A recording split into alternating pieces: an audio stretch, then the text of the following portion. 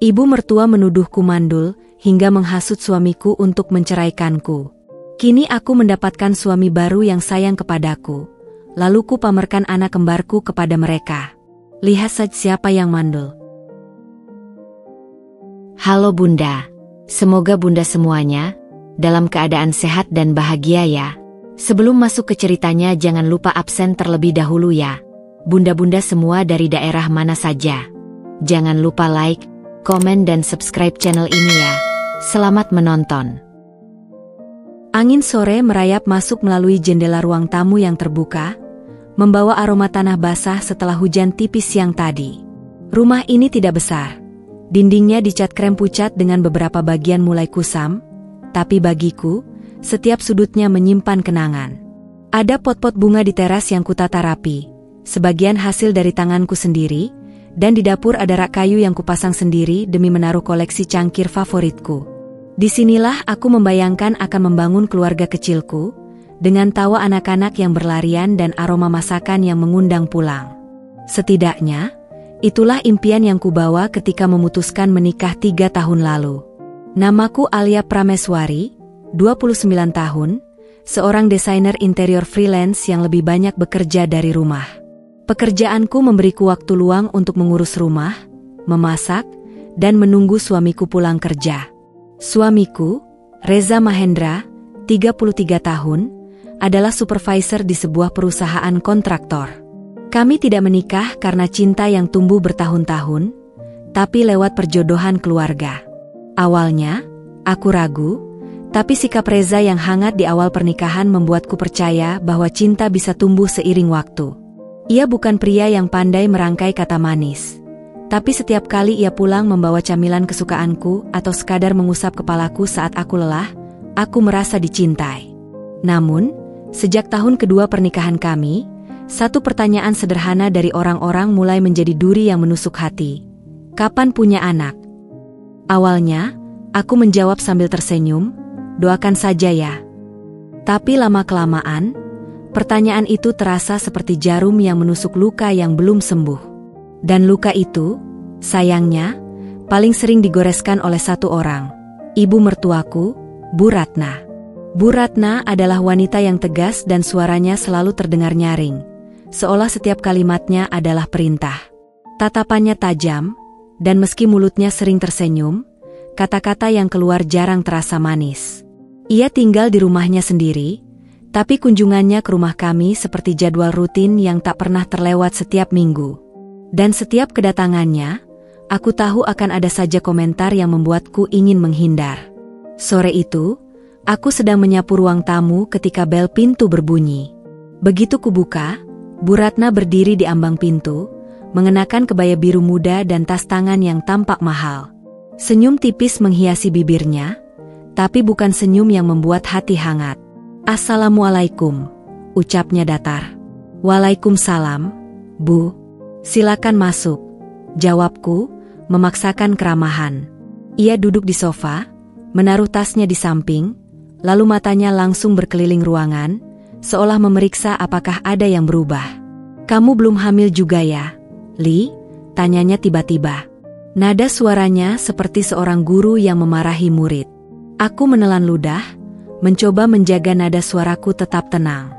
"Belum, Bu. Kami masih berusaha." "Berusaha?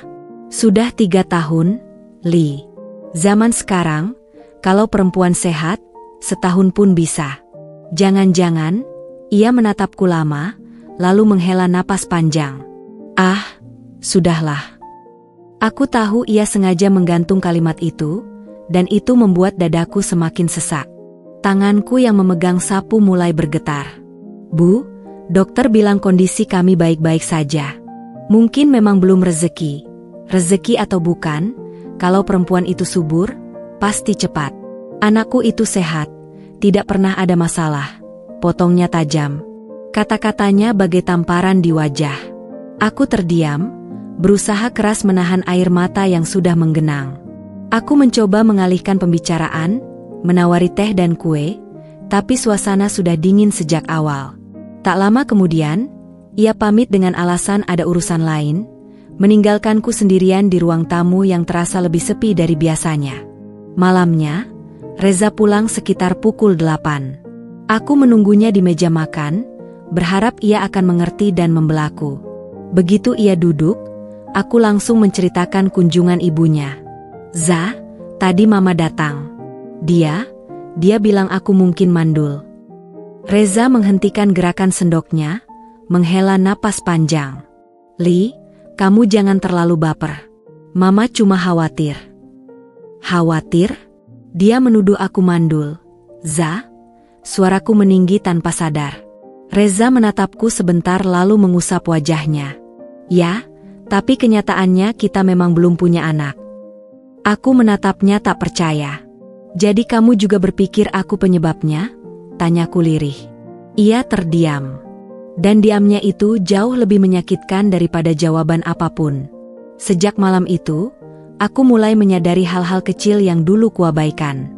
Panggilan telepon dari Bu Ratna yang semakin sering, bisikan-bisikan ketika aku lewat saat kami berkunjung, tatapan kasihan bercampur sinis dari sepupu-sepupu Reza.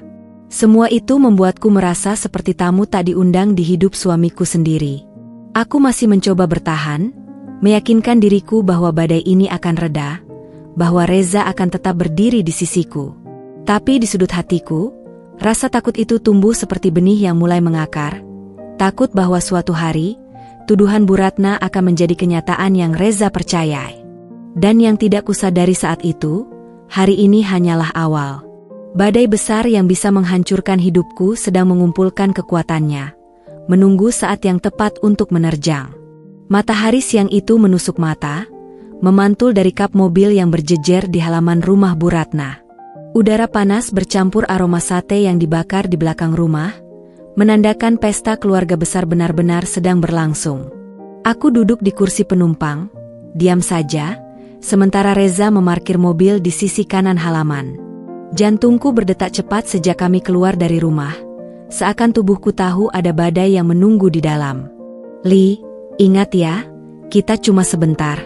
Habis makan langsung pulang," kata Reza, suaranya datar, matanya fokus ke arah parkiran. Aku menoleh, mencari sekilas rasa empati di wajahnya. "Za, kalau mamamu bilang sesuatu yang, ya, seperti waktu itu." Reza menghela napas, tangannya mengencang di setir. "Jangan bawa-bawa yang kemarin lagi. Kita nggak mau ribut di sini." Jawaban itu membuat dadaku mengeras. Tidak ada janji untuk membelaku, tidak ada kata menenangkan. Hanya peringatan supaya aku diam. Kami masuk lewat pintu depan. Dari dalam, terdengar riuh suara sepupu-sepupu Reza tertawa, denting sendok garpu beradu, dan suara khas Bu Ratna yang nyaring, sedang memerintah seseorang mengambil piring tambahan. Rumah itu besar, bergaya klasik dengan jendela tinggi dan perabot kayu yang mengkilap. Aroma kuah kari bercampur harum kue bolu menyeruak, tapi entah kenapa justru membuat perutku terasa mual. "Assalamualaikum," sapaku pelan. "Waalaikumsalam," beberapa orang menjawab sambil menoleh sekilas. Sebagian hanya melirik, lalu kembali tenggelam dalam obrolan. Aku melihat Bu Ratna di ujung ruang makan, mengenakan kebaya hijau zamrud dan perhiasan yang berkilat di pergelangan tangan. Ketika matanya bertemu denganku, ia tersenyum, senyum tipis yang terasa seperti garis pisau. "Oh, Alia datang juga. Kirain udah lupa jalan ke rumah sini," ucapnya lantang. Aku tersenyum kaku. "Maaf, Bu, kemarin-kemarin lagi banyak pekerjaan." "Kerjaan? Bagus kalau sibuk. Cuma, jangan sampai lupa kewajiban yang lebih penting," katanya sambil membalik badan, meninggalkan kalimatnya menggantung di udara. Kami duduk di meja makan panjang, dikelilingi keluarga besar. Aku berusaha bercakap seadanya dengan sepupu Reza yang duduk di sebelahku, tapi mataku menangkap lirikan-lirikan aneh dari beberapa tante yang duduk di seberang. Bisik-bisik mulai terdengar, tapi segera terputus ketika Bu Ratna berdiri, mengambil posisi di ujung meja. Mumpung kumpul semua, suaranya menggema, membuat percakapan di meja mereda. Ia menatap satu persatu anggota keluarga, lalu berhenti di Reza. "Kalian tahu kan, Reza ini sudah 3 tahun menikah. Aku merasakan jantungku melorot. Ini akan ke arah yang aku takutkan. Iya, belum ada kabar bayi ya? Celetuk salah satu sepupu, seolah membantu membuka topik. Bu Ratna tersenyum tipis. Nah itu dia. Sudah 3 tahun, tapi belum juga dikasih momongan. Kalau anak laki-laki saya ini sehat, ya berarti, tatapannya beralih padaku, lama, penuh penekanan. Masalahnya ada di pihak perempuannya. Seketika ruangan terasa sempit. Suara detak jam dinding terdengar jelas di telingaku, seolah waktu melambat. Bu, mungkin memang belum rezeki. Suaraku lirih, berusaha terdengar sopan meski hatiku bergetar. Rezeki itu datang kalau kita siap, Li. Kalau perempuan itu subur, setahun juga jadi. Mama cuma kasihan sama Reza. Umur terus jalan, katanya. Nada suaranya tajam tapi dibalut seolah kekhawatiran. Beberapa orang di meja menghindari kontak mata denganku. Yang lain justru saling bertukar tatapan penuh makna. Ada yang berbisik, dan aku menangkap kata, mandul, meluncur dari bibir salah satu tante. Aku menoleh ke Reza, berharap ia akan bicara.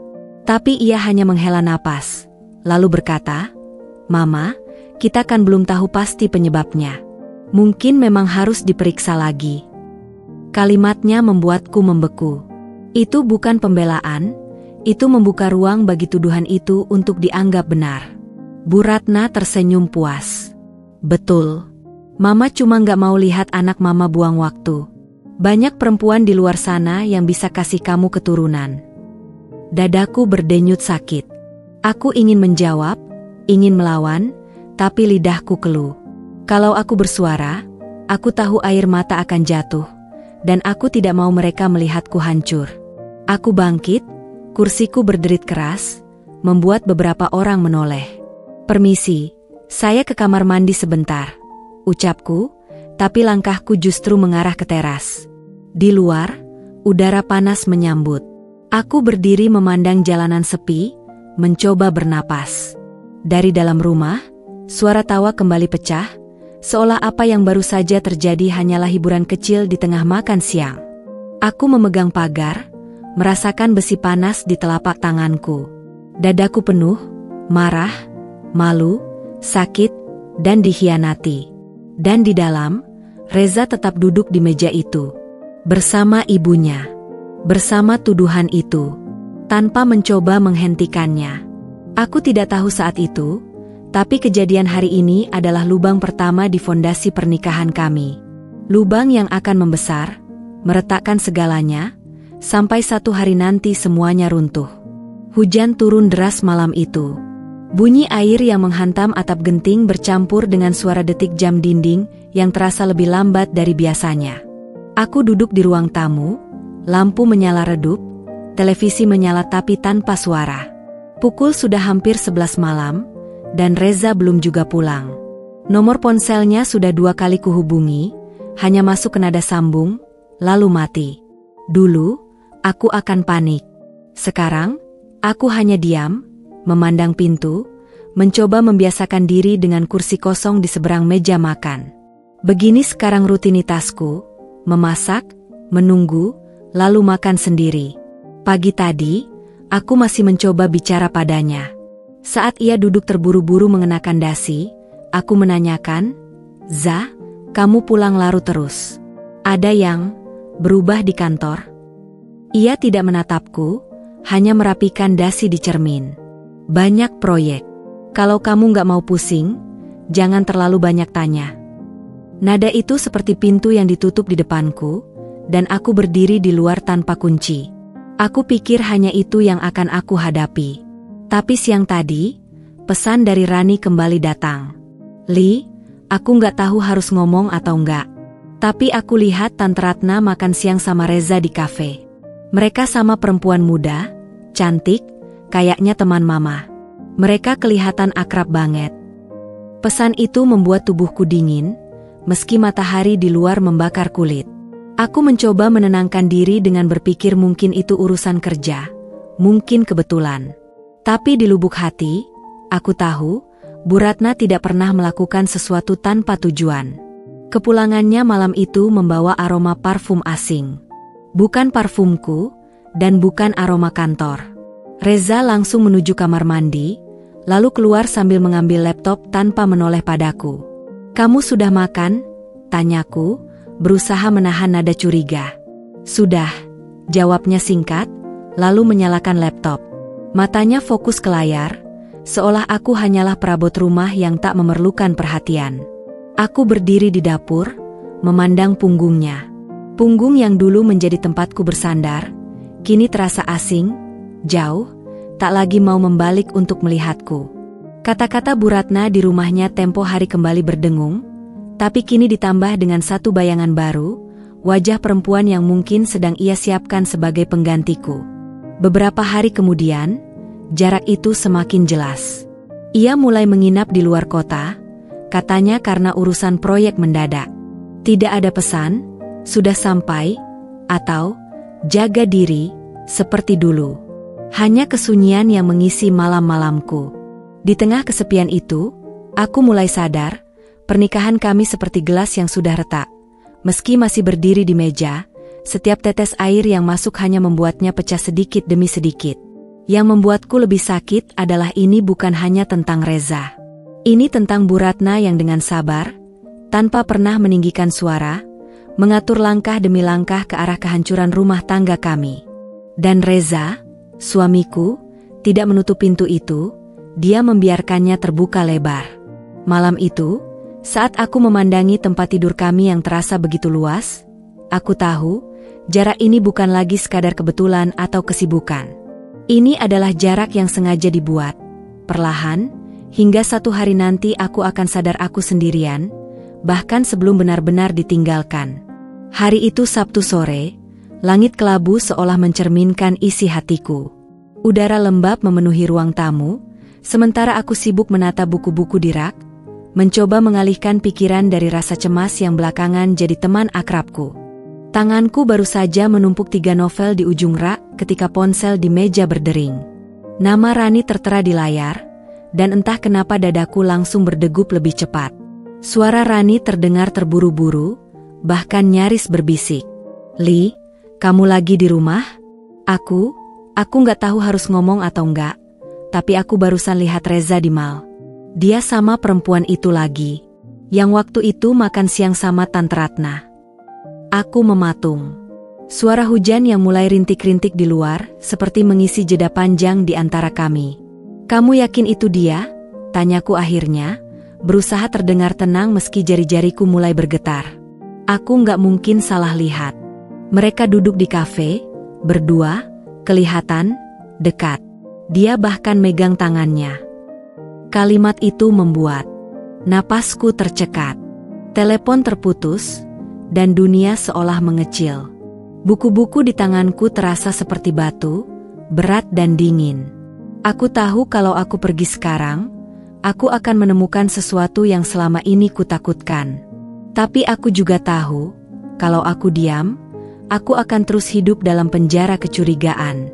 Dalam hitungan menit, aku sudah menggenggam kunci mobil, melangkah keluar rumah. Udara dingin sore itu menusuk kulitku, tapi justru membuat langkahku semakin mantap. Perjalanan ke mall terasa aneh. Jalanan ramai, tapi semua suara seperti teredam. Wiper mobil bekerja lambat, menyapu air hujan yang memblurkan pandangan. Aku bahkan tak peduli pada klakson dari mobil di belakangku. Yang kupikirkan hanya satu, aku harus melihatnya dengan mataku sendiri. Dan di sanalah dia. Dari balik kaca kafe, aku melihat Reza duduk di sudut, mengenakan kemeja putih yang biasanya ia pilih hanya untuk acara istimewa. Di depannya, seorang perempuan muda dengan rambut panjang tergerai rapi, bibirnya tersenyum manis. Matanya menatap Reza dengan cara yang dulu pernah menjadi milikku. Mereka tertawa kecil. Reza, suamiku, menyentuh tangannya, menggenggam sebentar, lalu menatapnya dengan sorot mata yang tak pernah lagi ia berikan padaku sejak berbulan-bulan lalu. Aku berdiri membeku. Suara di sekitarku hilang. Yang kudengar hanya detak jantungku sendiri, cepat, keras, dan sakit. Aku ingin melangkah, ingin menghampiri mereka dan menghancurkan momen itu. Tapi langkahku justru tertahan ketika sosok lain masuk ke frame penglihatanku. Bu Ratna. Ia mendekat ke meja, tersenyum puas, menepuk bahu Reza, lalu berbicara hangat pada perempuan itu. Pemandangan itu seperti potongan puzzle terakhir yang menyelesaikan gambar pengkhianatan. Semua cerita, semua sikap dingin, semua jarak yang ia buat, ternyata mengarah ke sini. Aku mundur perlahan, menelan ludah yang terasa seperti pasir. Mataku panas, air mata mulai menggenang tapi tertahan di sudut mata. Aku berjalan ke arah parkiran seperti robot, masuk ke mobil, menutup pintu, dan membiarkan hujan memukul kaca, menyembunyikan wajahku yang kini basah bukan hanya karena air dari langit. Malamnya, aku duduk di ruang tamu. Lampu hanya menyala satu, membuat bayangan panjang di dinding. Ruangan itu hening, tapi hening yang menekan, seperti udara di dalam balon yang hampir pecah. Ketika pintu terbuka, langkah Reza terdengar santai. Ia meletakkan kunci di meja, lalu melepas sepatu tanpa menoleh padaku. "Kamu dari mana?" tanyaku pelan, nadaku setenang yang bisa kubuat. "Dari kantor," jawabnya cepat, matanya menghindar. Aku tersenyum tipis, senyum yang bahkan membuat pipiku terasa kaku. "Kantor? Di mall? Sambil gandengan sama perempuan yang mama kenalin? Apa itu rapat kerja juga, Za?" Reza terdiam. Ada kilatan kaget di matanya, tapi ia segera memalingkan pandangan. "Alia, jangan mulai. Aku capek." Aku berdiri, mendekat. "Capek? Aku yang seharusnya capek, Reza. Capek jadi istri yang setia, sementara suaminya digandeng perempuan lain dengan restu mertuanya sendiri." Nadaku bergetar di ujung kalimat. Ia menghela napas panjang, lalu berkata dingin, "Kamu nggak ngerti, Li. Mama cuma pengen yang terbaik buat aku. Dan aku juga pengen punya keluarga, anak. Sesuatu yang kamu belum bisa kasih." Kalimat itu memukulku lebih keras dari apapun. Aku mundur selangkah, merasakan duniaku runtuh sedikit demi sedikit. Tidak ada lagi nada sayang di suaranya, tidak ada lagi ruang bagiku di hatinya. Malam itu kami tidur di ranjang yang sama, tapi jarak di antara kami seperti lautan. Dan aku tahu, dari titik ini, kami sedang bergerak menuju tepi jurang, hanya tinggal menunggu kapan salah satu dari kami akan mendorong yang lain jatuh. Hujan deras turun sejak pagi, menutup cahaya matahari dengan tirai abu-abu. Di ruang tamu, aroma kopi yang kuseduh tadi sudah dingin, sementara aku duduk di sofa, mencoba membaca novel tapi tak satu pun kata masuk ke kepalaku. Pikiran terus kembali pada percakapan malam itu. Kata-kata Reza, tentang anak, tentang aku yang belum bisa kasih, terus memukul di dalam kepala, seolah ada palu yang tak berhenti menghantam. Sekitar pukul 11 siang, pintu rumah terbuka. Suara hak sepatu beradu dengan lantai marmer, iramanya tenang tapi penuh kepastian. Bu Ratna masuk tanpa salam, seperti biasa, langsung melepas payung lipatnya dan menaruhnya di dekat pintu. Ia memakai setelan batik rapi, wajahnya segar meski udara luar begitu lembab. "Alia, kita perlu bicara," katanya datar. Aku menutup buku, mencoba berdiri tegap. "Tentang apa, Bu?" "Jangan pura-pura nggak tahu."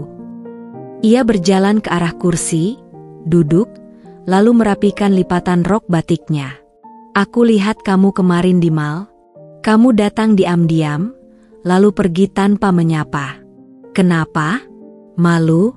Atau marah?" Jantungku berdegup cepat, tapi aku menahan nada suara. "Saya cuma nggak mau bikin keributan di depan umum." Ia tersenyum tipis, senyum yang tak sampai ke matanya. Keributan atau tidak, masalahnya tetap sama. Reza butuh istri yang bisa melengkapi dia. Kamu sudah hampir 3 tahun menikah, Alia. Sampai sekarang, belum ada tanda-tanda kamu akan memberi cucu untuk keluarga ini. Kalimat itu menusuk, tapi aku tidak ingin memberinya kepuasan melihatku goyah. Kami sudah coba, Bu. Tidak semua hal bisa diatur sesuai keinginan. Tapi semua hal bisa diatur kalau kamu tahu kapan harus mundur. Jawabnya cepat. Anak perempuan yang kemarin kamu lihat, dia dari keluarga baik-baik. Latar belakangnya jelas. Dan yang terpenting, dia siap memberi Reza keturunan. Rasanya seperti ada batu yang menghantam dadaku. Aku terdiam beberapa detik, menatap wajahnya yang tenang tapi penuh perhitungan. Jadi maksud ibu, saya harus keluar dari rumah ini. Ia menyandarkan punggung, mengamati reaksiku. Kalau kamu mau Reza bahagia, iya. Lagi pula, daripada nanti dia memilih pergi tanpa bicara, lebih baik kamu yang ambil langkah dulu. Kamu masih muda, masih bisa mulai hidup baru. Jangan paksakan sesuatu yang jelas-jelas tidak cocok. Suara hujan di luar semakin keras, menelan sebagian kata-katanya, tapi intinya sudah jelas. Rumah ini, yang seharusnya menjadi tempatku merasa aman, kini terasa seperti dinding dingin yang menutup semua jalan keluar.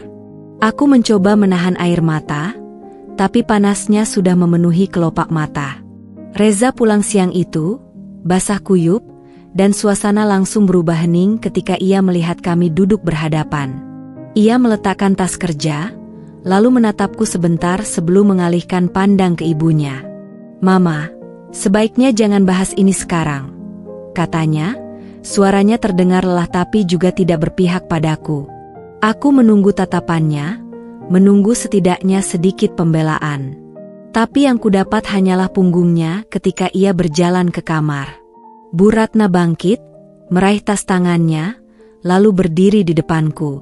Pikirkan baik-baik, Alia. Kadang mencintai itu bukan berarti bertahan, tapi melepaskan. Kalimat itu ia ucapkan dengan nada halus, tapi setiap katanya seperti belati yang menggores perlahan.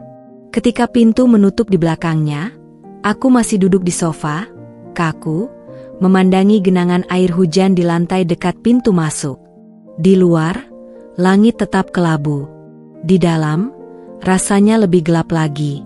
3 hari setelah percakapan itu, rumah ini seolah berubah menjadi sangkar besi yang merapatkan jerujinya setiap jam. Dindingnya yang biasanya terasa netral kini seperti memantulkan suara-suara di kepalaku. Suara Bu Ratna, suara Reza, bahkan suara hatiku sendiri yang berbisik kalau aku sudah tidak diinginkan.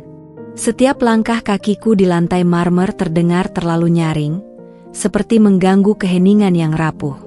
Bahkan saat aku bernapas, aku merasa udara di sini menolak masuk ke paru-paruku. Reza akhir-akhir ini jarang sekali mengajakku bicara. Saat pulang, ia selalu larut malam, dan jikapun di rumah, jemarinya tak pernah lepas dari ponsel. Aku tidak perlu menebak siapa yang ada di balik layar itu. Matanya yang kadang tersenyum sendiri sudah cukup memberitahu. Tidak ada lagi candaan kecil sebelum tidur, tidak ada lagi sentuhan yang terasa hangat. Pagi itu, hujan kembali turun sejak subuh, menggerimis lalu membesar menjadi tirai air yang memburamkan pandangan keluar jendela. Aku memutuskan membereskan lemari pakaian, sekadar mengisi waktu. Baju-baju lama yang jarang kupakai tetap kusimpan. Entah karena ada kenangan, atau mungkin karena aku belum siap melepaskan apapun yang tersisa. Saat aku sedang melipat sweater biru tua, hadiah dari Reza di ulang tahunku yang kedua, pintu depan terbuka. Suara hak sepatu dan tawa perempuan terdengar jelas di ruang tamu. Tawa itu asing, nyaring, dan terlalu cerah untuk rumah yang selama ini sunyi. Aku keluar dari kamar, langkahku terhenti di ambang pintu koridor. Di sana berdiri Reza, setengah basah kuyup, membawa kantong belanja di satu tangan. Di sampingnya ada perempuan yang tak asing bagiku, dia perempuan yang kulihat di kafe tempo hari. Rambutnya sedikit berantakan karena hujan, tapi wajahnya segar dan penuh percaya diri. Dan yang membuat perutku mengeras adalah pemandangan di sofa. Bu Ratna duduk di sana, tersenyum lebar, pandangannya penuh rasa bangga, seolah sedang menyambut menantu baru. Alia, ucap Bu Ratna dengan nada ringan, nyaris manis. Ini Dinda. Mama ajak dia mampir. Sekalian kenalin lebih baik. Kan kamu harus tahu orangnya sebelum? Ya, sebelum semuanya jelas. Sebelum semuanya jelas. Kata-kata itu bergaung di kepalaku seperti palu memukul gong logam. Mataku berpindah dari wajah Bu Ratna ke Reza, lalu ke Dinda. Dinda melangkah maju dengan senyum yang manis, tangannya terulur. Halo, Kak Alia. Tanganku terasa kaku saat menyambutnya. Sentuhan kulitnya hangat, terlalu nyata untuk kuanggap mimpi buruk. Jari-jarinya sedikit menekan telapak tanganku, seolah ingin memastikan aku merasakan kehadirannya sepenuhnya. Reza, ini maksudnya apa? Suaraku keluar pelan tapi tegas, mencoba menahan gemetar. Ia tidak menjawab langsung, hanya sibuk menaruh kantong belanja di meja, punggungnya menghadapku. Mama cuma pengen kita semua ngobrol baik-baik. Ngobrol baik-baik. Di ruang tamu rumahku sendiri, dengan perempuan lain duduk santai di kursi yang biasanya menjadi tempatku. Mereka mulai bercakap tentang cuaca yang tak kunjung cerah, tentang pekerjaan Dinda, bahkan sampai membahas rencana liburan yang entah sejak kapan sudah masuk pembicaraan mereka. Aku duduk di ujung sofa, tubuhku kaku, seperti tamu tak diundang yang dipaksa ikut acara keluarga orang lain. Tidak ada satupun yang mengajak aku bicara, dan aku tidak ingin menjadi bagian dari obrolan itu. Sampai akhirnya Bu Ratna menatapku dan berkata dengan nada lembut tapi mematikan, Alia, Mama rasa kamu sudah bisa mulai cari tempat tinggal sendiri. Mama dan Reza nggak mau kamu merasa terbuang. Tapi, ini lebih baik untuk semua. Aku menoleh pada Dinda, dan di sela-helai rambut yang ia rapikan, aku melihat matanya melirik ke arah Reza. Reza membalas tatapan itu dengan senyum samar, bukan senyum basa-basi, tapi senyum yang syarat pengertian, seolah mereka sudah berbagi rahasia yang sama. Dada dan tenggorokanku terasa panas, napasku tersengal. Aku berdiri, memandangi mereka satu persatu, lalu mengucapkan pelan, nyaris berbisik tapi setiap kata mengiris. Kalian bisa lanjutkan, rumah ini bukan lagi rumahku. Aku melangkah masuk ke kamar, menutup pintu dengan keras. Tanganku gemetar saat menarik koper dari bawah ranjang. Bunyi roda koper menggesek lantai seperti paku yang mematri kenyataan. Aku pergi, dan kali ini tidak akan kembali. Bukan karena kalah, tapi karena medan ini sudah tidak layak diperjuangkan. Ketika aku keluar lagi, membawa koper dan tas selempang, mereka semua terdiam. Hanya suara hujan di luar yang terdengar, menghantam atap dan kaca jendela. Aku tidak menatap siapapun, tidak memberi salam. Aku membuka pintu, dan udara dingin basah langsung menyambut.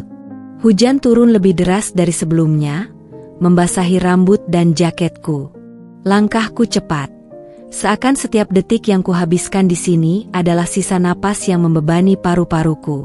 Untuk pertama kalinya dalam hidupku, aku benar-benar tidak peduli kemana kakiku akan membawaku. Yang penting, menjauh dari sini. Hujan masih menempel di tubuhku ketika aku turun dari taksi di depan sebuah rumah kos kecil di pinggir kota.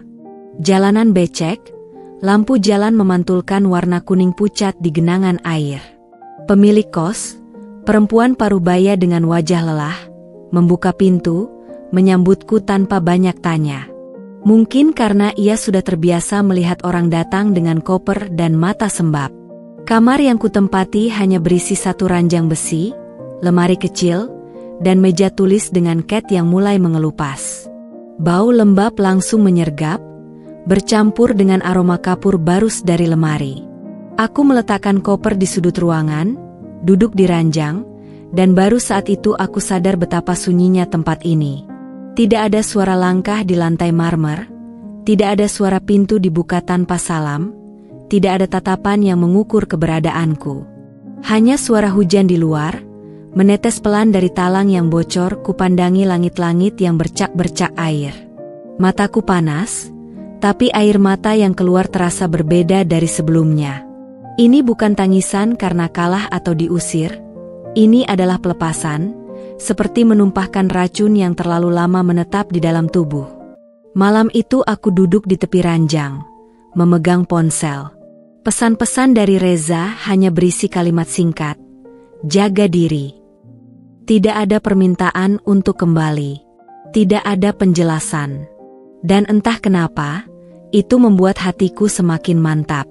Perutku mulai lapar, tapi aku tidak ingin keluar. Aku memesan mie instan dari warung dekat kos melalui pesan singkat. Saat mengetik, jemariku sempat berhenti, terpikir bahwa selama ini aku hampir tidak pernah memesan makanan untuk diriku sendiri. Selalu ada.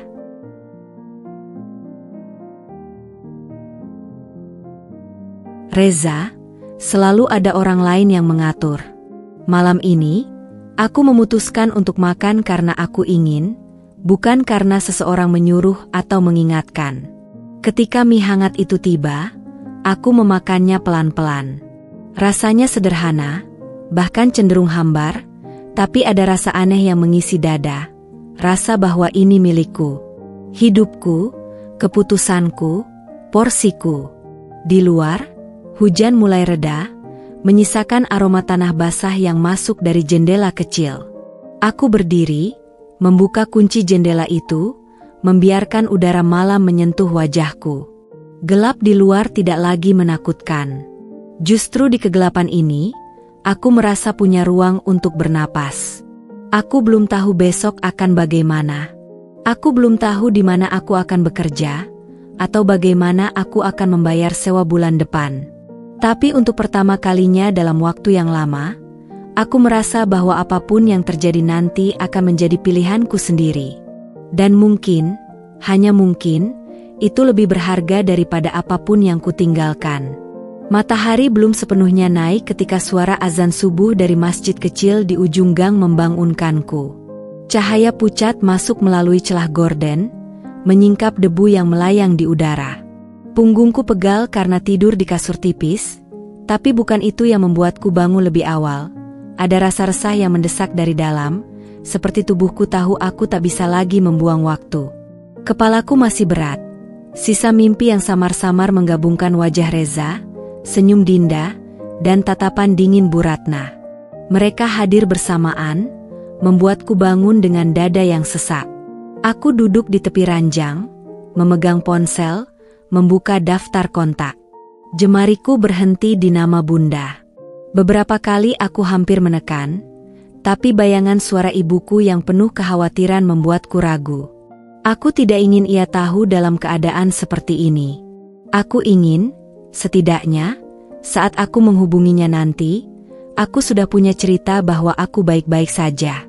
Perutku kembali lapar, tapi aku menahan diri. Uang di dompet dan di rekening harus dihitung benar-benar. Aku menyalakan ponsel, mencari lowongan kerja. Tawaran yang muncul kebanyakan pekerjaan kasar dengan gaji harian. Sebagian ada yang terlihat menjanjikan tapi jauh dari lokasi. Dalam hati, aku merasa seperti kembali ke titik paling mentah dalam hidupku. Seperti remaja yang baru lulus sekolah tanpa bekal apapun. Saat aku sedang menandai beberapa lowongan untuk dicoba, sebuah pesan masuk. Nomor itu tidak tersimpan, tapi aku tahu betul siapa pengirimnya. Kalau kamu mau, kita bisa ngobrol. Ada hal yang harus kamu tahu. Hanya begitu isinya. Tidak ada nama, tapi nada itu jelas milik Reza. Aku menatap layar ponsel cukup lama. Tangan kananku sempat bergerak mengetik balasan, tapi aku menghentikannya. Ada hal yang harus kamu tahu. Bisa berarti apa saja. Penyesalan, pembelaan, atau sekadar jebakan halus untuk membuatku kembali. Dan aku sadar, setiap kali aku membiarkan pintu itu terbuka, aku akan kembali masuk ruangan yang sama, dengan jeruji yang sama. Aku menaruh ponsel, berdiri, lalu merapikan rambut. Aku memutuskan keluar, mencari pekerjaan, sebelum matahari benar-benar tinggi. Suasana gang masih sepi, hanya beberapa ibu-ibu yang menyapu halaman, dan aroma gorengan dari warung kecil di tikungan. Aku menegakkan punggung, mencoba memberi sinyal pada dunia bahwa aku bukan lagi perempuan yang dipukul mundur. Tapi jauh di dalam hati, aku tahu ini akan menjadi perjalanan yang panjang. Setiap langkah di pagi itu terasa seperti ujian, bukan hanya melawan rasa takut akan masa depan, tapi juga melawan tarikan masa lalu yang diam-diam masih menunggu di balik pintu. Dan entah kenapa, di sela suara sapu lidi dan deru motor yang lewat, aku mendengar bisikan kecil di kepalaku, "Kali ini, jangan kembali." Siang itu udara terasa panas menusuk, debu jalan menempel di wajahku setiap kali angin lewat. Aku sudah melamar di 3 toko, 2 kafe kecil, dan 1 minimarket. Sebagian hanya menerima lamaran dan tersenyum tipis. Sebagian lagi bahkan tidak menoleh penuh saat aku berbicara. Kaki mulai pegal, tapi aku menolak pulang dengan tangan kosong. Di ujung jalan, ada sebuah toko buku bekas dengan cat kusam. Jendelanya dipenuhi poster acara baca puisi dan diskusi kecil. Papan namanya hampir tak terbaca, tapi entah kenapa aku merasa ingin masuk. Bau kertas tua langsung menyergap ketika pintu terbuka. Seorang pria parubaya dengan kacamata tebal berdiri di balik meja kasir, menatapku dengan raut ingin tahu. "Cari buku?" tanyanya. "Sebenarnya, cari kerja," jawabku, mencoba tersenyum. Ia diam sebentar, lalu menatap papan catatan kecil di sebelahnya. "Kebetulan, saya butuh orang untuk bantu merapikan stok dan jaga toko. Gajinya memang gak besar, tapi," ia menatapku sekali lagi, "toko ini butuh orang yang tahan dengan sepi." Sepi. Kata itu anehnya membuatku lega. Aku mengangguk cepat, lalu ia memintaku datang besok pagi untuk mulai mencoba. Tidak ada wawancara panjang, hanya kesepakatan sederhana. Keluar dari toko itu, langkahku terasa lebih ringan. Rasanya seperti menemukan sebutir pasir di tengah gurun. Kecil, tapi membuktikan bahwa jalan keluar mungkin ada. Aku berjalan pulang dengan kantong plastik berisi sebotol air mineral dan roti manis, memikirkan betapa besok aku akan menghabiskan waktu di antara tumpukan buku, bukan di antara tatapan penuh penilaian. Tapi malamnya, ketika aku duduk di ranjang sambil memakan roti itu, suara notifikasi ponsel memecah keheningan. Kali ini bukan dari Reza. Nomornya juga tak tersimpan. Pesannya hanya 1 baris, "Kamu pikir kamu aman di sana?" Jantungku langsung berdetak lebih cepat. Aku memeriksa nomor itu, asing, tapi nadanya dingin dan mengancam. Aku menutup layar, mencoba meyakinkan diri bahwa itu mungkin pesan salah kirim. Tapi 5 menit kemudian, pesan kedua masuk, "Aku tahu kos kamu. Hati-hati kalau pulang malam." Tanganku gemetar, roti di tanganku terasa hambar. Aku menatap pintu kamar yang terkunci, mendengarkan suara di luar, hanya angin dan suara televisi samar dari kamar tetangga. Tapi bayangan ancaman itu sudah merayap ke seluruh ruang, membuat udara terasa lebih berat. Di kepalaku, satu pertanyaan berputar-putar. Apakah ini hanya kebetulan, atau masa laluku benar-benar mengikuti jejakku? Dan yang lebih menakutkan lagi, kalau memang iya, apa aku siap untuk menghadapinya? Malam itu aku nyaris tidak tidur. Setiap kali memejamkan mata, bayangan sosok berjaket hitam itu muncul, berdiri di pinggir jalan dengan tatapan yang tak pernah lepas. Pesan terakhirnya terus berputar di kepalaku, bukan semua pintu yang terbuka berarti aman. Seolah-olah ia tahu betul bahwa aku sedang mencoba memulai hidup baru, dan ia berniat merusaknya. Begitu fajar datang, aku memutuskan satu hal, aku tidak akan hanya diam dan menunggu. Selama ini, aku selalu membiarkan rasa takut menuntunku untuk menghindar. Tapi sekarang, menghindar sama saja dengan mengundang mereka untuk terus menginjakku. Di sela perjalanan menuju toko, aku memperhatikan sekitar lebih teliti. Pandanganku menyapu setiap sudut gang, memeriksa siapa yang lewat di belakangku, siapa yang berdiri terlalu lama di pinggir jalan. Namun, pagi itu jalanan terlihat biasa saja, terlalu biasa, sampai membuatku curiga. Toko buku sepi seperti kemarin. Pak Arman sedang menyalakan komputer kasir ketika aku masuk. "Kamu kelihatan pucat," katanya.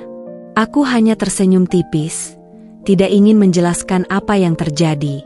Tapi di dalam hati, aku mencatat, ia harus tahu suatu saat nanti, jika keadaan makin parah. Siang menjelang, aku menyusun buku di rak bagian belakang, bagian yang jarang dikunjungi pelanggan.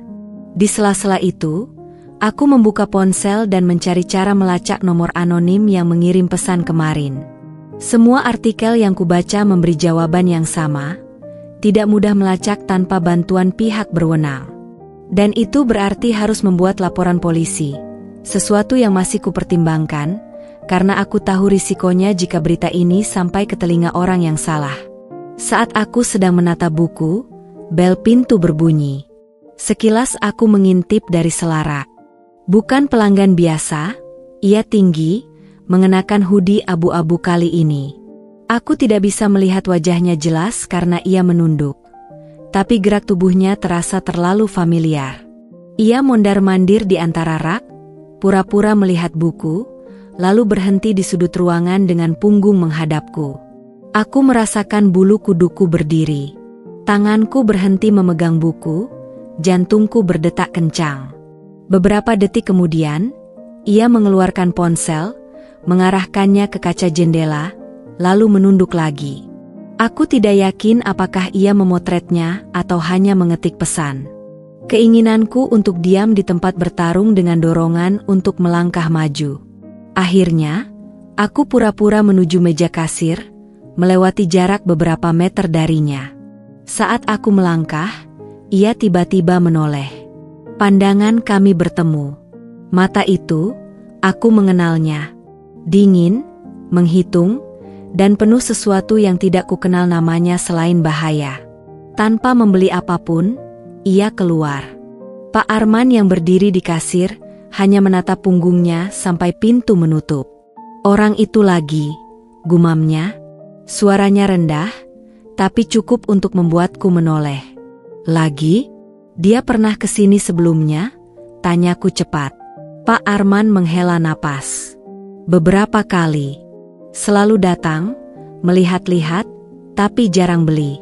Kadang berdiri di luar lama sekali. Kukira dia hanya suka suasana toko. Kata-kata itu menusukku.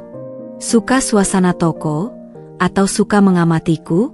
Sore itu, ketika aku hendak pulang, aku mencoba trik kecil. Berjalan melewati rute berbeda, memotong jalan lewat gang sempit, lalu berbelok ke arah berlawanan dari kosku. Tapi dari ujung mata, aku menangkap bayangan seseorang di kejauhan. Hoodie abu-abu itu. Dia tidak terlalu dekat, tapi cukup untuk membuatku tahu bahwa setiap langkahku sedang diikuti. Sampai di kos, aku langsung mengunci pintu dan mematikan lampu.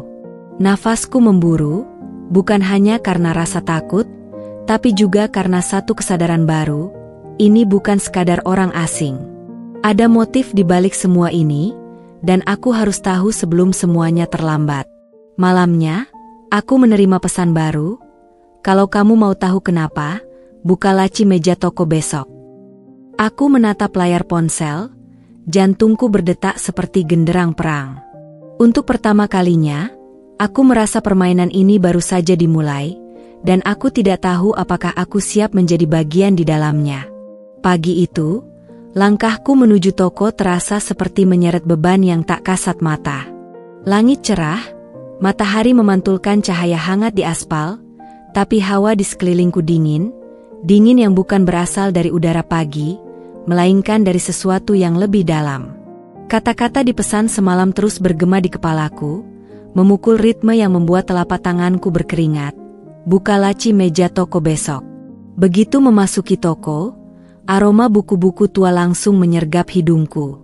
Biasanya, bau itu menenangkan, tapi kali ini membuat tengkukku meremang. Pak Arman sedang sibuk menata buku di rak depan. Ia menoleh sebentar dan mengangguk, lalu kembali pada pekerjaannya tanpa komentar. Aku menahan diri untuk tidak langsung menuju meja kasir. Aku mencoba memberi kesan seperti hari-hari biasa, walaupun perutku melilit karena tegang. Meja kasir tampak sama seperti kemarin. Komputer, tumpukan nota penjualan, sebuah cangkir kopi setengah penuh. Tapi aku tahu di bawahnya ada laci yang menunggu untuk dibuka. Jari-jariku dingin saat menyentuh kunci yang tergantung di leherku. Aku berjongkok, mendorong kursi sedikit ke belakang, lalu memasukkan kunci itu ke lubang kecil di sisi laci. Bunyi klik terdengar jelas, dan hatiku memukul keras di dada. Laci terbuka perlahan, seperti adegan dari mimpi buruk yang tak bisa dihentikan. Di dalamnya hanya ada satu benda mencolok, sebuah amplop coklat lusuh, pinggirnya sedikit sobek dan basah di sudut kanan bawah, seolah pernah terkena air. Tidak ada nama, tidak ada tulisan. Aku menarik amplop itu keluar dengan hati-hati, menatapnya sejenak sebelum membukanya. Di dalamnya ada 3 benda, sebuah foto lama, selembar kertas terlipat, dan sebuah flash disk hitam kecil. Saat melihat foto itu, dunia di sekelilingku seakan berhenti berputar. Itu adalah aku, mengenakan gaun pengantin putih, di pelaminan yang seharusnya menjadi hari terindah hidupku. Tapi di belakangku, nyaris menempel di bahuku, ada sosok perempuan yang tak seharusnya ada di sana. Wajahnya sedikit kabur, tapi tubuhnya, posturnya, gaya berdirinya, aku tak perlu ragu. Itu Bu Ratna. Tatapannya tajam, nyaris menusuk punggungku dalam foto itu. Bukan tatapan bahagia seorang mertua, tapi tatapan seseorang yang sedang memastikan rencananya berjalan sesuai kehendak. Dengan tangan bergetar, aku membuka lipatan kertas. Tulisan tangannya rapi, ditekan dengan kuat hingga tinta hampir menembus kertas. Dia bukan untukmu. Aku tahu rahasianya, dan kamu juga akan tahu. Waktu akan membuktikan bahwa semua yang kulakukan adalah untuk menyelamatkanmu. Tidak ada tanda tangan, tapi aku tak butuh itu. Bentuk huruf-hurufnya, caranya memiringkan T dan memanjangkan ekor Y, aku bisa mengenalinya bahkan dalam mimpi. Sisa isi amplop adalah sebuah flash disk kecil. Rasanya benda itu lebih berat dari yang seharusnya. Aku melirik ke arah Pak Arman yang masih membelakangi meja, lalu dengan gerakan cepat, kusembunyikan flash disk itu di saku celana. Benda ini bukan untuk dibuka di sini. Terlalu berbahaya. Hari itu berjalan lambat. Setiap suara bel pintu membuatku tersentak. Aku mencoba melayani pelanggan seperti biasa, tapi pikiranku terus berputar, mengulang-ulang pertanyaan yang sama. Siapa yang menaruh amplop ini di sini? Apakah penguntit itu bekerja sendiri? Atau ada orang lain yang terlibat? Dan kenapa? Kenapa Bu Ratna masih membayangi hidupku bahkan setelah aku keluar dari rumah itu? Menjelang sore, aku berpura-pura sakit kepala dan meminta pulang lebih awal. Begitu sampai di kos, aku menutup semua gorden, mengunci pintu, lalu menyalakan laptop. Tanganku sedikit gemetar saat memasukkan flash disk itu. Di dalamnya hanya ada satu folder, bernama Kebenaran. Folder itu berisi 5 file video. Aku mengklik video pertama, dan layar laptop menampilkan rekaman dari sudut gelap sebuah ruangan. Reza duduk di meja makan, wajahnya terlihat jelas. Ia sedang berbicara pada seseorang yang tak terlihat kamera. Kalau dia mandul, buat apa dipertahankan? Ibuku juga bilang begitu. Lagi pula, aku sudah punya pilihan lain. Sakitnya mendengar kata-kata itu seperti ditikam dari belakang. Aku menutup video, tapi rasa ingin tahu yang bercampur amarah memaksaku membuka video kedua. Kali ini, Bu Ratna yang muncul di layar, berdiri di dapur, berbicara lewat telepon. Aku sudah atur semuanya. Dia akan keluar sendiri dari rumah. Yang penting Reza ikut saja. Anak itu terlalu polos untuk tahu yang sebenarnya. Aku memandangi layar dengan mata panas, napas terengah. Potongan-potongan puzzle yang selama ini mengambang mulai menyatu. Perceraian itu bukan hanya karena gosip atau kesalahpahaman. Mereka merencanakan semuanya. Mereka mengatur bagaimana aku terlihat bersalah, bagaimana aku dipaksa keluar tanpa pilihan. Sebelum sempat memutar video ketiga, ponselku bergetar di meja. Nomor tak dikenal itu lagi. Pesannya singkat, itu baru permulaan. Jangan percaya siapapun di sekitarmu. Aku duduk terpaku, layar ponsel masih menyala di tanganku. Dada terasa sesak, tapi di balik rasa takut itu, ada sesuatu yang lain, dorongan untuk membalas, untuk mengungkap semuanya. Jika ini memang baru permulaan, maka aku harus bersiap. Karena aku mengerti sekarang, permainan ini bukan sekadar tentang bertahan hidup. Ini adalah perang, dan aku tak berniat menjadi pihak yang kalah. Malam itu aku tak tidur. Lampu kamar tetap menyala, cahayanya memantul di dinding pucat seperti kulit yang kehilangan darah. Laptop masih terbuka di atas meja, layar menampilkan jeda video ketiga yang belum sempat kuputar. Jarum jam merangkak pelan, tapi setiap detiknya terasa seperti tetes air yang menunggu jatuh di kening seseorang yang diikat. Penyiksaan yang tak terlihat tapi membuat pikiran pecah. Setiap kali mataku hampir terpejam, bayangan wajah Bu Ratna muncul dari balik gelap kelopak, diikuti suara Reza yang dingin dan tegas dalam rekaman itu. Kata-kata mereka seperti paku yang menembus lapisan tenang yang selama ini kupaksakan. Di luar, suara motor melintas memecah keheningan, memaksaku menoleh ke jendela berulang kali. Setiap suara langkah di gang kos memicu rasa ingin mengunci pintu sekali lagi, meski aku tahu pintu itu sudah terkunci rapat. Menjelang pukul 3 pagi, aku menyerah. Menunggu hanya membuatku semakin lemah. Aku sadar bahwa selama ini aku bermain di papan catur yang mereka atur, menunggu langkah mereka, menunggu giliran. Aku harus membalikkan keadaan. Rasa takutku masih ada. Tapi sekarang ada sesuatu yang baru di bawahnya. Amarah yang menggerogoti seperti api kecil yang menyala diam-diam di bawah arang. Pagi itu aku keluar lebih awal, mengenakan jaket hitam tipis, saku dalamnya menjadi tempat persembunyian flash disk. Alih-alih menuju toko buku, aku berjalan menyusuri jalanan yang masih basah sisa hujan dini hari, menuju sebuah warung internet di ujung kota. Tempatnya kecil, bau asap rokok yang basi menempel di udara, dan komputernya sudah tua, layarnya besar dan tebal seperti kotak televisi zaman dulu. Aku memilih bilik paling pojok, punggungku menghadap dinding, supaya tak ada yang bisa mengintip dari belakang. Kupasang flash disk, membuka folder, kebenaran. File ketiga menunggu, namanya hanya berupa angka. Rekaman ini lebih buram dari sebelumnya. Suara kipas angin di latar terdengar lebih keras daripada dialog yang terekam. Tapi aku mengenali suara itu. Bukan Reza. Bukan Bu Ratna. Lelaki ini berbicara pelan, seperti takut didengar orang lain. Dia menyebut namaku, lalu tertawa rendah. Suara tawanya aneh, pendek, tapi ada nada puas di dalamnya. Seperti seseorang yang baru saja menemukan rahasia orang lain. Lalu kalimat itu keluar, begitu jelas hingga tubuhku membeku. Kalau dia mulai curiga, habisi saja. Aku punya orang. Aku memutar ulang. Sekali, 2 kali, 3 kali. Suara itu semakin jelas di telingaku, seolah pria itu duduk di kursi sebelah. Aku mencoba mengingat, aku pernah mendengarnya. Di ruang tamu rumah Reza, di pesta kecil saat ada rekan bisnisnya datang. Waktu itu, tawa yang sama terdengar saat dia bercanda dengan Bu Ratna. Aku tak pernah tahu namanya. Tapi sekarang, aku tahu satu hal, dia ada di lingkaran terdekat mereka. Aku menyalin semua video ke folder tersembunyi di ponsel.